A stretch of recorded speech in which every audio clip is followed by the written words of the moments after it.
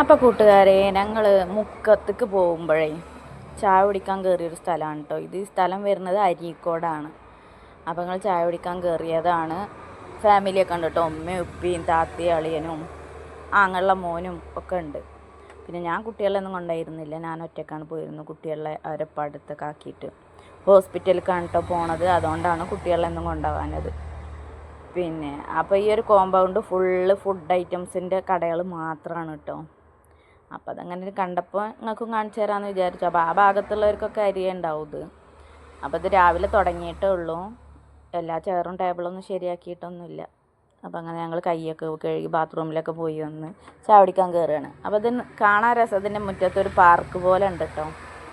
അപ്പോൾ കുട്ടികൾക്കാവുമ്പോൾ എൻജോയ് ചെയ്യുകയും ചെയ്യാം, നമുക്ക് ഇവിടെ നിന്ന് ഫുഡ് കഴിച്ചിട്ട് കുട്ടികളെ നോക്കിയിരിക്കുകയും ചെയ്യാം അങ്ങനെ. അപ്പോൾ ഞങ്ങളെല്ലാം ചായക്ക് ഇരുന്നു. അപ്പോൾ ഞങ്ങൾ ചിലരൊക്കെ മസാല ദോശ. അപ്പോൾ ഇത് ആങ്ങളുടെ മോനാണ് കേട്ടോ, അവന് പൂരിയാണ് പറഞ്ഞിട്ടുള്ളത്. അതുകൊണ്ട് അവൻ വെയിറ്റ് ചെയ്തിരിക്കുകയാണ്. ഇത് ഊത്തപ്പം, ഞാൻ ആദ്യമായിട്ടാണ് കേട്ടോ ഇത് നേരെ കാണുന്നത്. അങ്ങനെ ഞങ്ങൾ ഫുഡൊക്കെ കഴിഞ്ഞ് പുറത്തൊക്കെ ഇറങ്ങി മറ്റുള്ളവരെ കാത്തു നിൽക്കുകയാണ് കേട്ടോ.